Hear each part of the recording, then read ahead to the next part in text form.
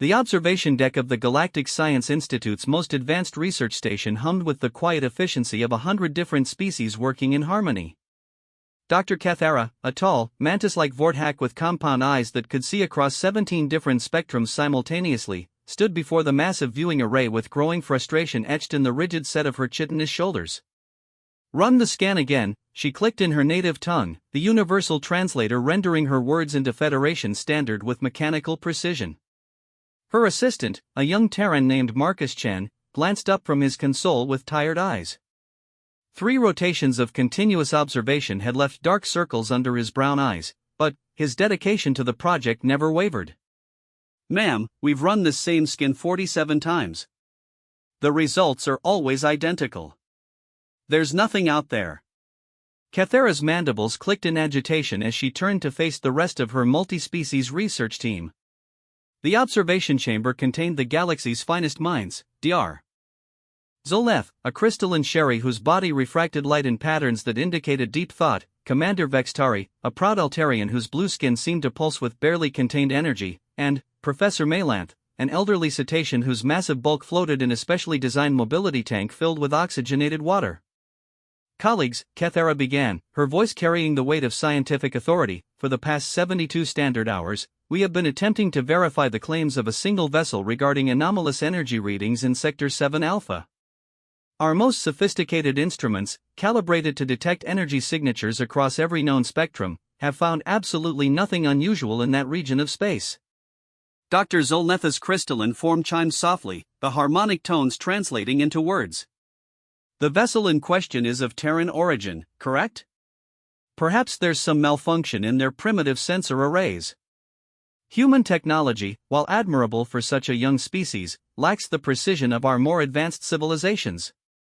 Marcus Chen's jaw tightened slightly, but he remained professional.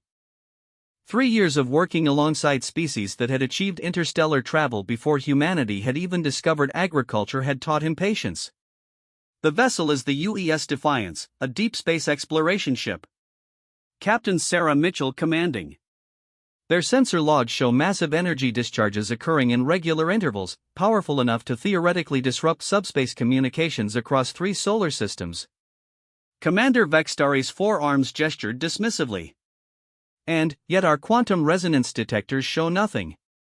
Our dark matter sensors register normal readings. Even our temporal displacement indicators show no anomalies. Either this Captain Mitchell is experiencing hallucinations, or her equipment is malfunctioning catastrophically." Professor Maylantha's voice rumbled through the water of her tank, creating bubbles that rose to the surface in complex patterns.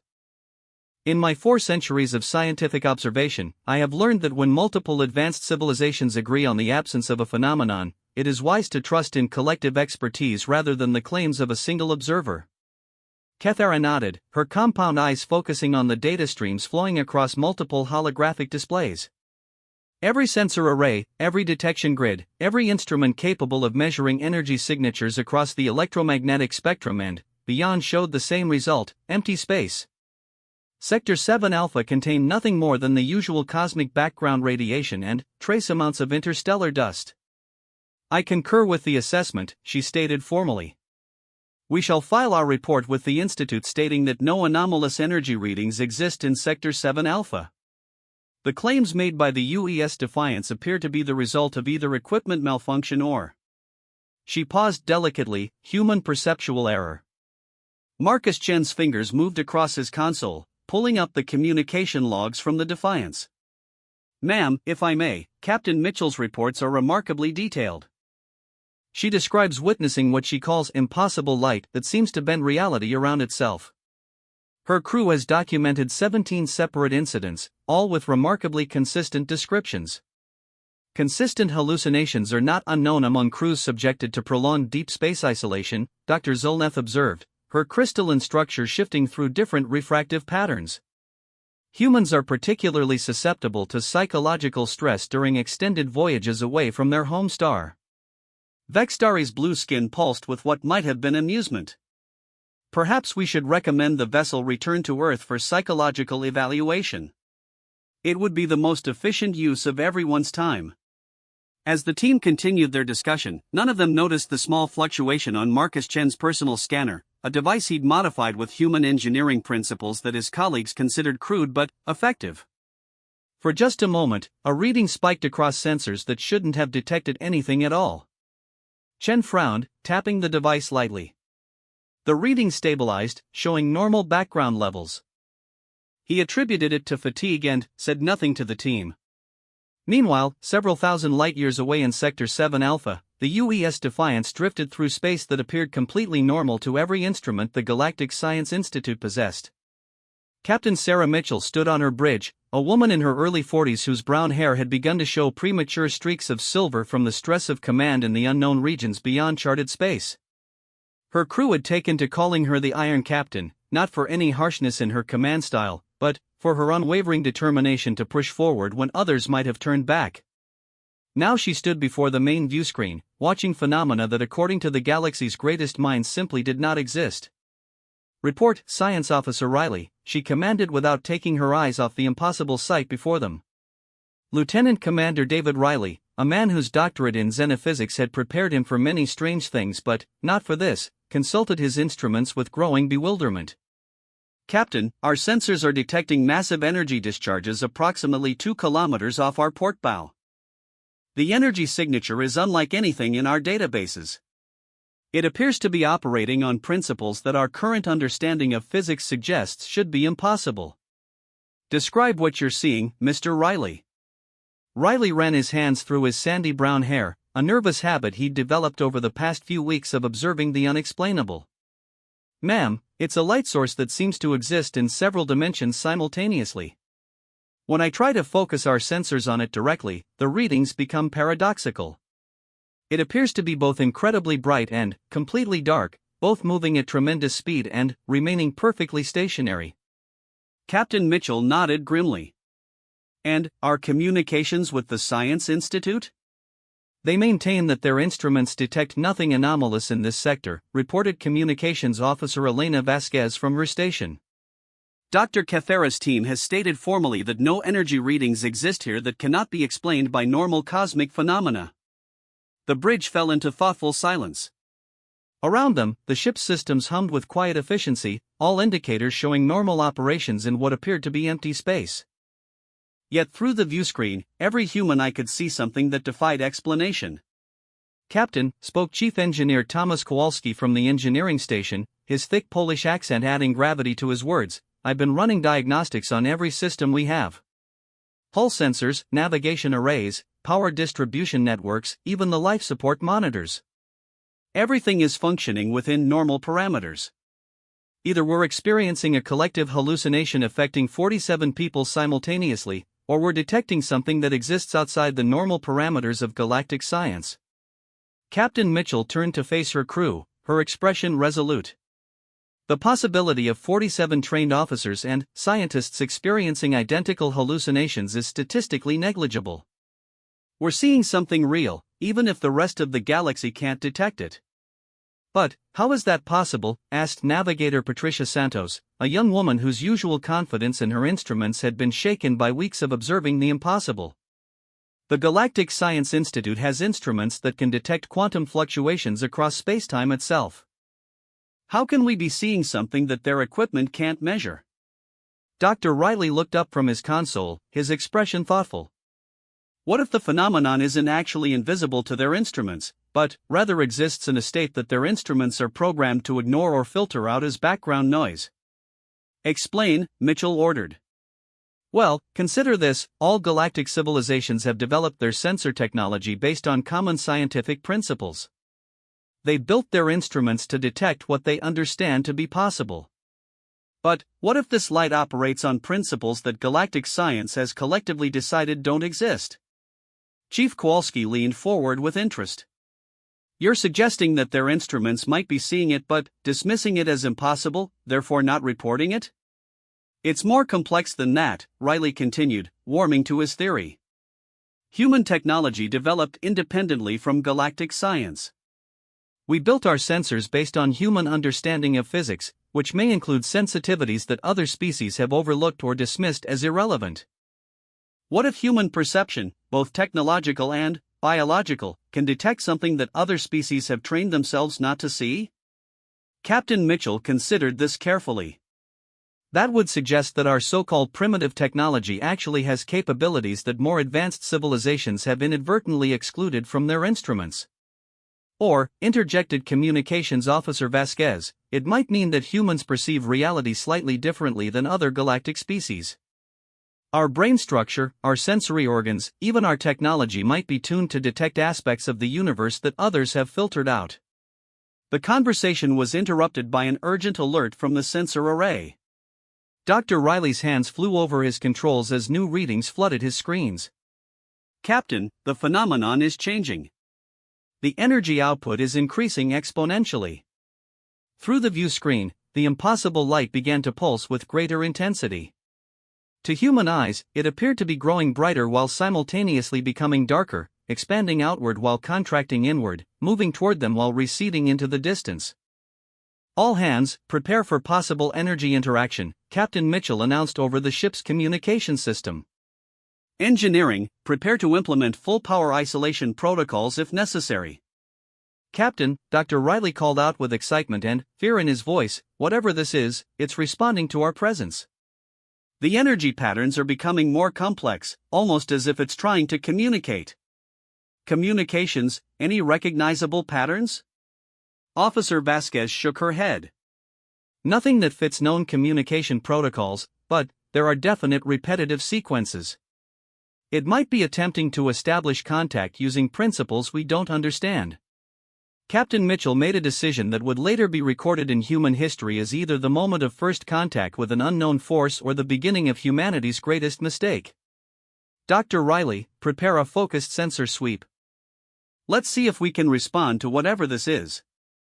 As the UES Defiance prepared to actively engage with the phenomenon that the galaxy's greatest scientific minds insisted did not exist, Captain Mitchell reflected on a quote she'd learned during her academy training: "The man who destroys his weak self can never be destroyed by others." The weak self, she realized, was the part that accepted limitations imposed by others, even when those others claimed superior knowledge. Perhaps humanity's greatest strength wasn't in having the most advanced technology or the most sophisticated understanding of the universe. Perhaps it lay in their willingness to trust their own observations even when the rest of the galaxy insisted they were wrong. The light pulsed again, and, this time, Dr. Riley's instruments detected something that made his blood run cold and his heart race with excitement simultaneously. "Captain," he whispered, "it's not just responding to our presence. It's scanning us back." Unknown to the crew of the Defiance, their decision to actively engage with the phenomenon would set in motion events that would challenge everything the Galactic Federation believed about the nature of reality itself. The light that observers swore didn't exist was about to prove that sometimes the weakest vessel, crewed by the youngest species, could perceive truths that escaped the notice of the galaxy's most advanced civilizations. As Captain Mitchell gave the order to begin active sensor engagement, she had no way of knowing that her ship was about to become the focal point of a discovery that would either elevate humanity to a position of unprecedented importance in galactic society or mark them as a species too dangerous to be allowed to continue their explorations. The phenomenon pulsed one more time, and every human aboard the Defiance felt something that no instrument could measure: the sensation of being evaluated by an intelligence vast, ancient, and utterly alien. Whatever existed in the impossible light, it had taken notice of the small human vessel that dared to acknowledge its presence when all the galaxy's wisdom insisted it could not be real. In the depths of space where observed reality ended and impossible truth began, first contact was about to be redefined entirely. The moment the UES Defiance's active sensor array made contact with the phenomenon, reality aboard the ship began to shift in ways that human science had no framework to comprehend. Dr. Riley watched his instruments with growing amazement as readings poured in that should have been physically impossible. "Captain, I'm getting energy signatures that exist in negative space," he reported, his voice tight with controlled excitement. "The phenomenon appears to be drawing power from sources that don't exist in our dimensional framework." Captain Mitchell gripped the arms of her command chair as she felt an odd tingling sensation, as if the air itself had become electrically charged. "Elaborate, Doctor." "Ma'am, it's as if the light is pulling energy from parallel realities. Our sensors are detecting power sources that register as both present and absent simultaneously. The mathematics involved are beyond our current understanding, but the readings are definitely real. Chief Engineer Kowalski's voice crackled over the intercom from the engine room. Captain, whatever's happening out there is affecting our power distribution systems. I'm seeing efficiency improvements across all systems that shouldn't be possible. It's like something is optimizing our technology in real time.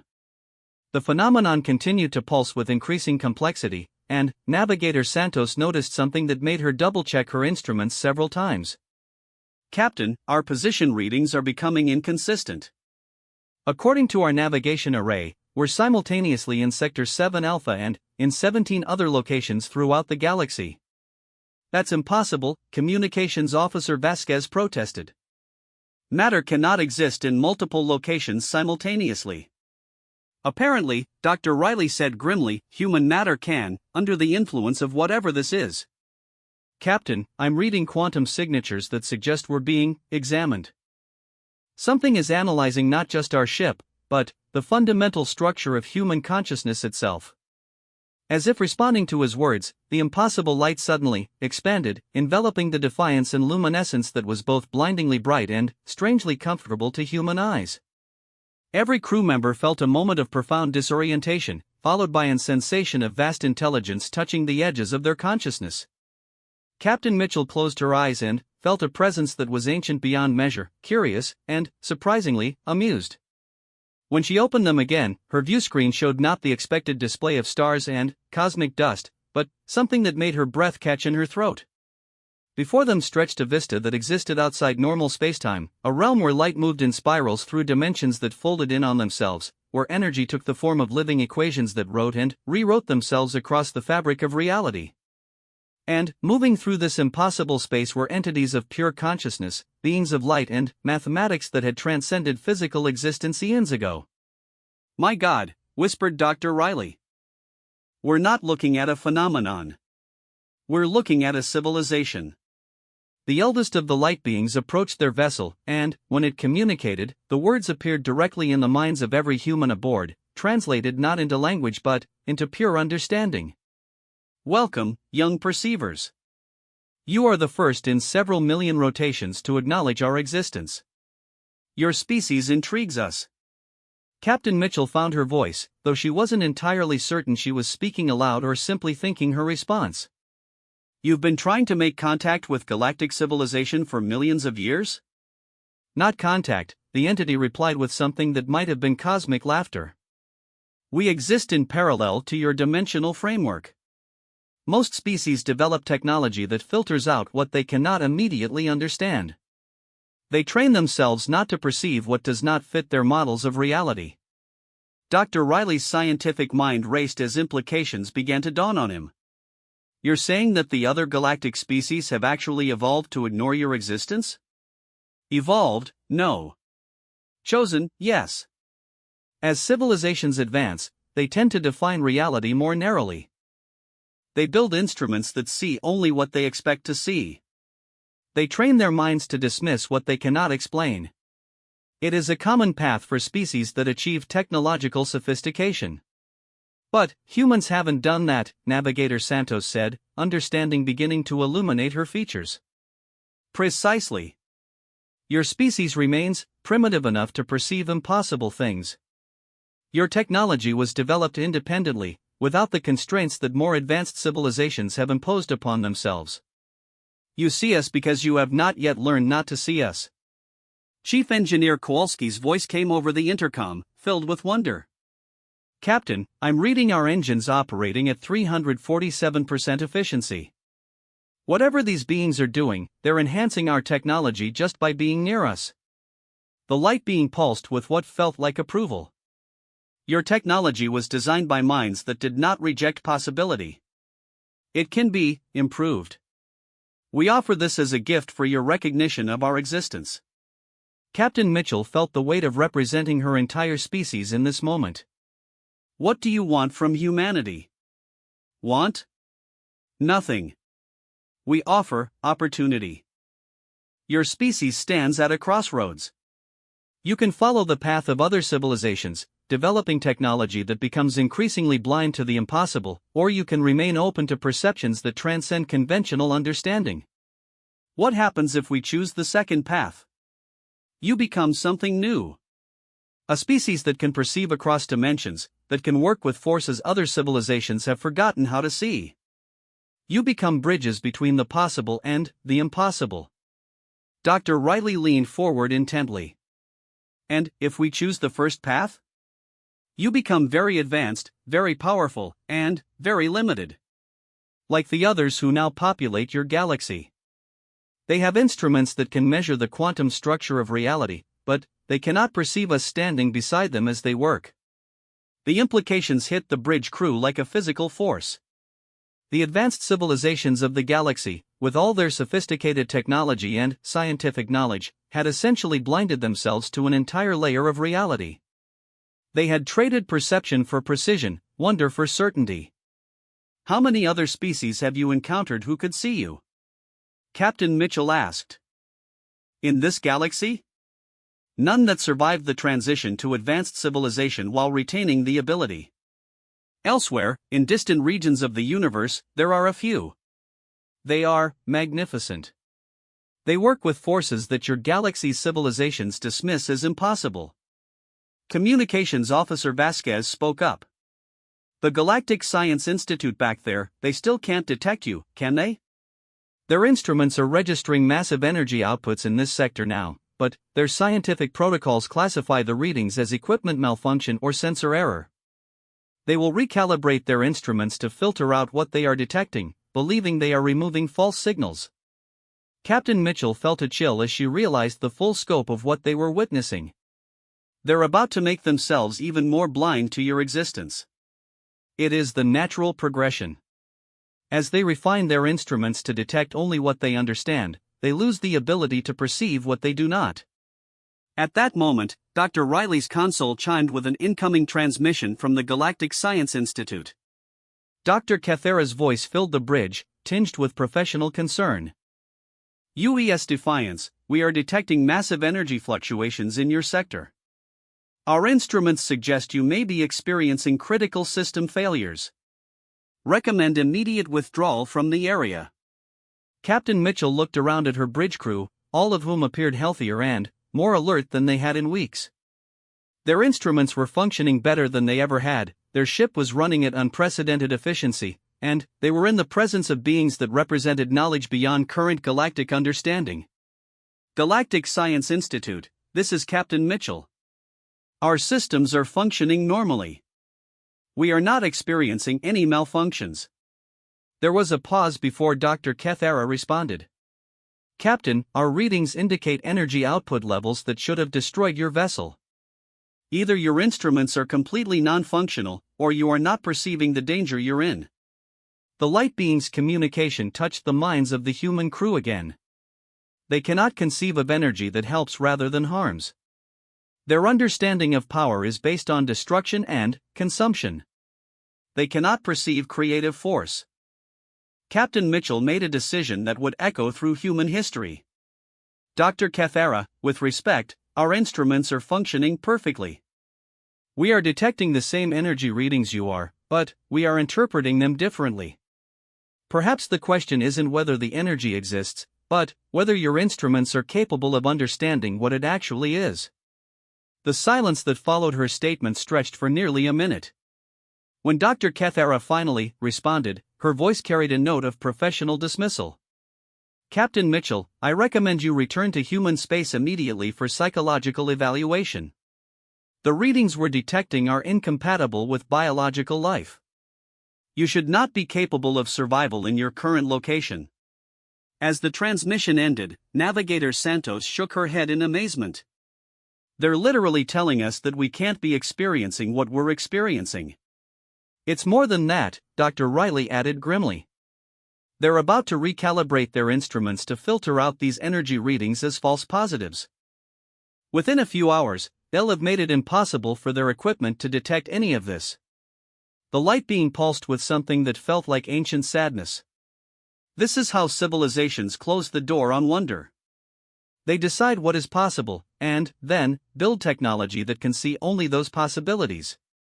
Chief Engineer Kowalski's voice came over the intercom with excitement. Captain, I've been analyzing the enhancements to our systems.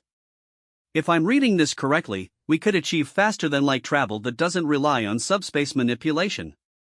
We could develop energy sources that draw from dimensional interfaces. This technology could revolutionize everything. Everything your engineer says is true, the being confirmed. But, you must choose carefully. Accept these enhancements, and you will diverge from the technological path that other galactic civilizations have followed. You will become something they cannot understand. Captain Mitchell felt the full weight of the decision before her. What are the risks? Other species may fear you. They may decide that technology they cannot comprehend represents a threat. Your own people may be divided between those who embrace possibility and those who prefer the safety of conventional understanding. And the benefits?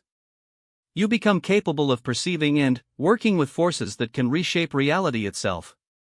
You develop technology that grows and adapts rather than simply processing energy. You maintain the ability to see wonders that others have forgotten how to notice. Dr. Riley looked up from his instruments with an expression of awe. Captain, I'm detecting something else. There are similar energy signatures scattered throughout the galaxy. Dozens of them. These beings aren't isolated. They're everywhere, working alongside civilizations that can't see them. We have been trying to help for eons, the entity explained. We enhance what we can, guide where we are able, but always working around the limitations that advanced civilizations place upon themselves. With a species that can perceive us directly, we could accomplish so much more. Captain Mitchell stood and walked to the viewscreen, gazing out at the impossible realm of living light and conscious mathematics. You're offering to make humanity a bridge between your dimension and ours. Not just a bridge. Partners. Co-creators of realities that neither of our species could achieve alone. Behind them, the rest of the galaxy continued its existence, unaware that one of its youngest civilizations was being offered a chance to transcend the limitations that more advanced species had imposed upon themselves. The Galactic Science Institute's instruments continued to record energy readings that their protocols would soon classify as equipment malfunction, effectively erasing the phenomenon from their scientific records. How long do we have to decide? Captain Mitchell asked. Time is not linear in our realm. From our perspective, you have already decided. The question is not whether you will choose, but whether your species will support the choice you make. As Captain Mitchell prepared to make the most important decision in human history, she remembered again the quote that had guided her through the most difficult moments of her career: "The man who destroys his weak self can never be destroyed by others."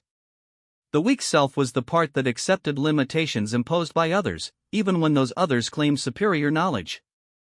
Perhaps humanity's greatest strength wasn't in having the most advanced technology or the most sophisticated understanding of the universe. Perhaps it lay in their willingness to trust their own perceptions even when the rest of the galaxy insisted they were wrong. The impossible light pulsed around them, and Captain Sarah Mitchell prepared to give her answer to beings of pure consciousness who had waited millions of years for a species brave enough to acknowledge their existence. Captain Sarah Mitchell stood in the impossible space between dimensions, feeling the weight of humanity's future resting on her shoulders. Around her, the bridge crew of the UES Defiance waited in silence as beings of pure consciousness offered them a path that would forever separate their species from the conventional wisdom of galactic civilization. "I need to understand something," she said finally, addressing the entity that had spoken for the light beings. "If we accept your partnership, what happens to our relationship with other galactic species? Will we become outcasts from the Federation?" "That depends entirely on how your species handles the knowledge," the being replied, its communication rippling through their minds like cool water. "Some civilizations have learned to work with forces they cannot detect. They accept enhanced technology without understanding its source. Others fear what they cannot explain." Dr. Riley looked up from his instruments, where impossible readings continued to stream across his displays. "Captain, I'm analyzing the technological enhancements they've already made to our systems. The improvements are so elegant, so perfectly integrated, that most species would assume we'd achieved a natural technological breakthrough. They wouldn't necessarily know we'd received outside assistance. But they would know our technology had advanced beyond current galactic understanding, Navigator Santos pointed out. That alone could cause problems. Chief Engineer Kowalski's voice crackled over the intercom with barely contained excitement. Captain, you need to see what I'm seeing down here. The improvements to our engines aren't just quantitative. They're qualitative. Our power systems are beginning to operate on principles that shouldn't be possible. This isn't just advanced technology. This is a completely different approach to manipulating reality. The light being pulsed with what felt like approval. Your engineer understands. We do not simply provide more efficient versions of existing technology. We offer access to forces that exist outside conventional physical laws. Captain Mitchell felt a moment of vertigo as the implications fully struck her. You're not just offering to enhance human technology. You're offering to teach us how to work with the fundamental forces that shape reality itself. Precisely. Other species in your galaxy work with matter and energy within the constraints of their understanding. They can manipulate what exists, but they cannot create what should not exist. With our partnership, humanity could learn to work with impossibility itself. Communications Officer Vasquez looked troubled. Captain, what if the other species see that as a threat? Advanced civilizations have invested millions of years in developing technology based on current physical laws. If we suddenly demonstrate the ability to transcend those laws, they might decide we're too dangerous to be allowed to continue, Captain Mitchell finished grimly. This is possible, the entity acknowledged without evasion. Fear of the unknown has driven many conflicts throughout the galaxy. However, consider this: every major advancement in galactic civilization has come from species that dared to work with forces others considered impossible. Dr. Riley's eyes widened as he accessed his historical databases. Captain, it's true. The Vortak achieved faster-than-light travel by manipulating what other species at the time considered impossible energy states. The Sherry developed their crystalline technology by working with molecular structures that previous science said couldn't exist. The Altarians created their biotechnological interfaces by bridging what was thought to be an unbridgeable gap between organic and electronic systems. But, in each case, Navigator Santos noted, those achievements eventually became accepted science. What we're being offered seems to be something that will remain impossible according to conventional understanding. Only because conventional understanding has chosen to limit itself, the light being explained. The forces we work with are not supernatural or mystical. They are natural aspects of reality that most species have trained themselves not to perceive. Captain Mitchell walked to the viewscreen, gazing out at the realm of living mathematics and conscious light. Through the impossible vista, she could see other regions where light beings worked alongside civilizations that couldn't see them, quietly enhancing technology, subtly guiding development, always limited by what their unseen partners could accomplish without direct cooperation. How many species throughout the galaxy are you helping without their knowledge? Most of them, came the surprising answer. We enhance what we can, prevent what catastrophes we are able to prevent, guide technological development away from paths that lead to self-destruction. But, we are limited to working around their perceptual limitations. Dr. Riley's hands stilled on his controls as the full scope of this revelation hit him. You're saying that galactic civilization has been receiving guidance from beings they can't detect for millions of years? Without such guidance, most species would have destroyed themselves long before achieving interstellar travel. Your galaxy is remarkably peaceful and stable compared to regions where we cannot operate. Why can't you operate in other regions? Captain Mitchell asked. Those regions are dominated by species that have developed technology specifically designed to reject impossible phenomena. Their scientific frameworks are so rigid that even we cannot work around their perceptual limitations. The implications sent a chill through the bridge crew. Civilizations that had become so advanced, so certain of their understanding of reality, that even beings of pure consciousness couldn't help them. The natural progression of technological development seemed to lead to a kind of cosmic blindness. Captain, Chief Engineer Kowalski's voice came over the intercom with urgency. I need you to see something. The enhancements to our systems aren't just improving efficiency. They're beginning to develop independently. Our computer systems are evolving in real time, becoming more sophisticated without any input from us. Your technology was designed with enough flexibility to grow, the entity explained. Most advanced civilizations create rigid systems that can only operate within preset parameters. Human technology maintains an adaptability that allows for enhancement. Captain Mitchell felt pieces of a vast puzzle beginning to fall into place. That's why you chose us, isn't it? Not because we're special, but because we're still flexible enough to grow in directions that other species have closed off. Flexibility is rarer than you might think. Most species, as they advance, develop technological and philosophical frameworks that become increasingly rigid. They trade adaptability for predictability, wonder for certainty. Dr. Riley looked up from his instruments with an expression of amazement. Captain, I think I understand what they're offering. It's not just access to advanced technology. It's the ability to develop technology that continues to grow and adapt indefinitely. Instead of reaching technological plateaus like other species, we could develop systems that become more sophisticated over time. But only if we maintain our flexibility, Navigator Santos observed. Only if we resist the temptation to lock our understanding into rigid frameworks. Exactly. The choice before your species is not simply whether to accept our partnership. It is whether to resist the natural tendency of advancing civilizations to limit their own perceptions. Captain Mitchell turned to her crew. I need honest assessments from each of you. Dr. Riley, from a scientific perspective, what are the risks and benefits? Dr. Riley took a deep breath. Ma'am, the benefits are almost beyond calculation. Access to forces that can enhance technology beyond current physical limitations, the ability to work with reality in ways that could solve energy crises, resource shortages, even extend human lifespan indefinitely. The risks? He paused. The risks are that we become something other galactic species can't understand or relate to. We might become isolated from the galactic community. Navigator Santos, tactical assessment? Captain, if other species view our enhanced capabilities as a threat, we could face coordinated action against us. On the other hand, if we can demonstrate that our enhancements benefit everyone, we might be able to guide galactic civilization toward greater cooperation with these beings. Communications Officer Vasquez, diplomatic implications?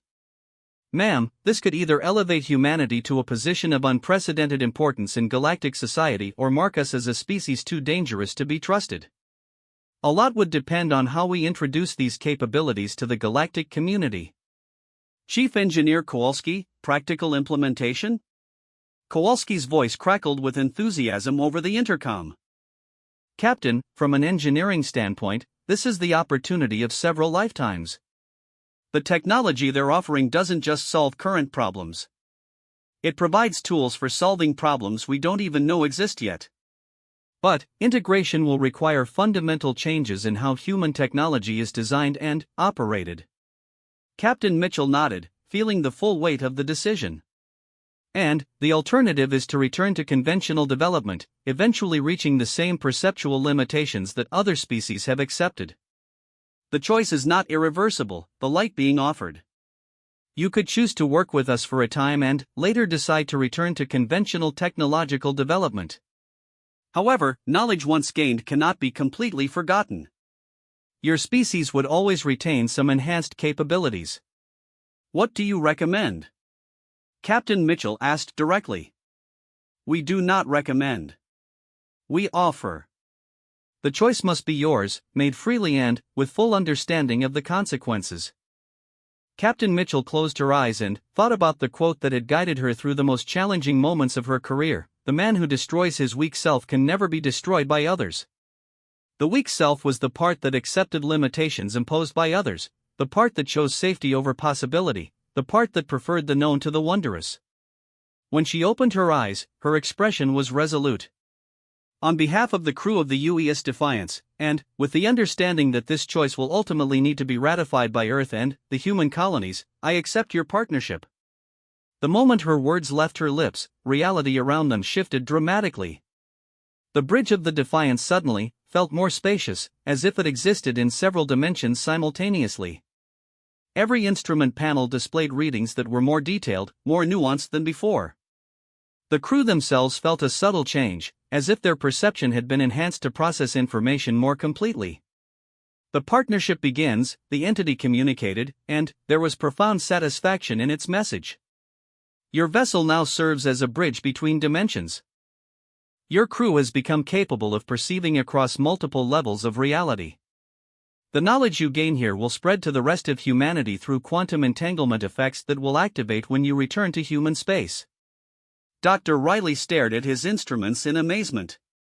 Captain, I'm reading our location is simultaneously in Sector 7 Alpha and in 17 other locations throughout the galaxy. But I'm also reading temporal coordinates. We're existing across multiple time streams. Is that dangerous? Navigator Santos asked. Not dangerous. Expanded. You now exist in quantum superposition across multiple realities. This allows you to work with forces and technologies that exist in possibility rather than limitation. Chief Engineer Kowalski's voice came over the intercom with awe. Captain, our engines are now operating on principles I can observe but don't completely understand. We're drawing power from dimensional interfaces and converting possibility into energy. Our fuel requirements have dropped to essentially zero.